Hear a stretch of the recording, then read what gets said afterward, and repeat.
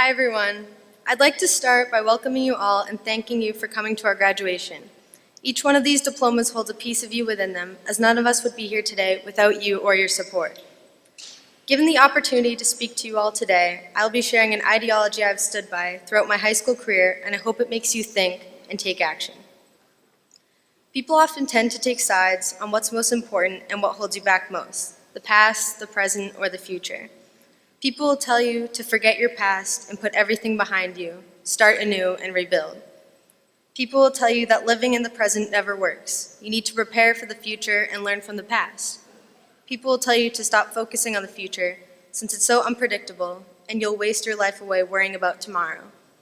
My point today isn't to reminisce about our past we created together as a class or to educate you on the power of now.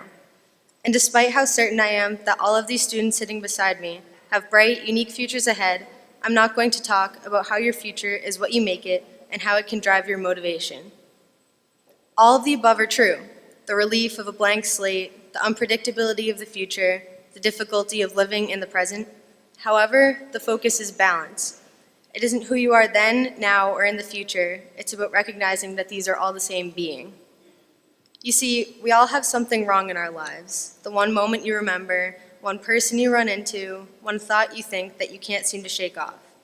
We have our vices, our things that follow us around that we wish we could forget, that we wish didn't happen, that we wish would go away.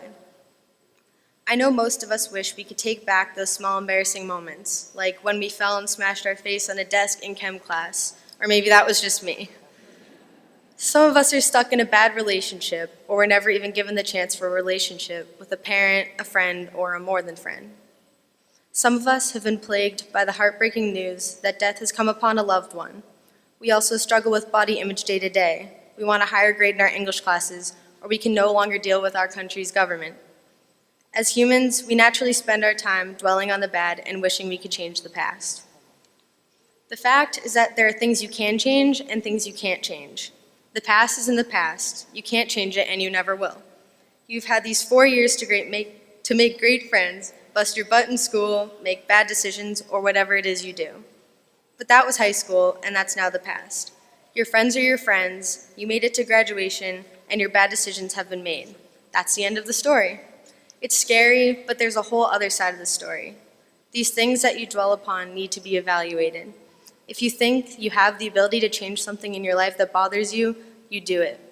You climb mountains, cross rivers, and kick down doors until you make that change. You do what you need to do so that when you look back on this moment, you're satisfied with yourself.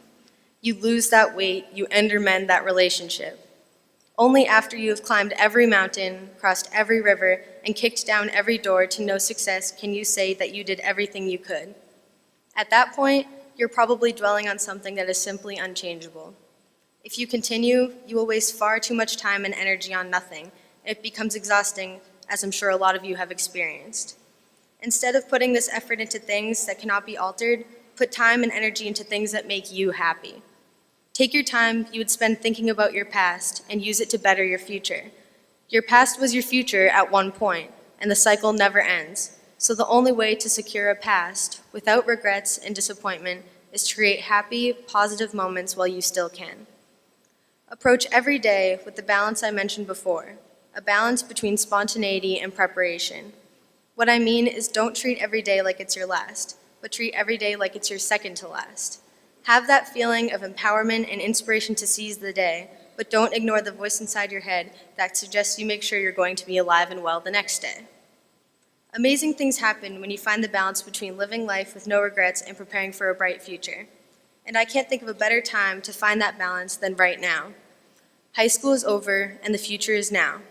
We're all preparing for our next step, but we are all still young, and we're entering a period of freedom. Use this time to find your balance. Travel, learn, hold tight to your friends, make new ones, work, have fun, and step outside your comfort zone. My final hope for the class of 2018 is that you are all proud of who you've become, you're all proud that you succeeded, that you're crossing this very stage today, and that you strive to hold that same pride throughout the rest of your life's endeavors, whatever they may be.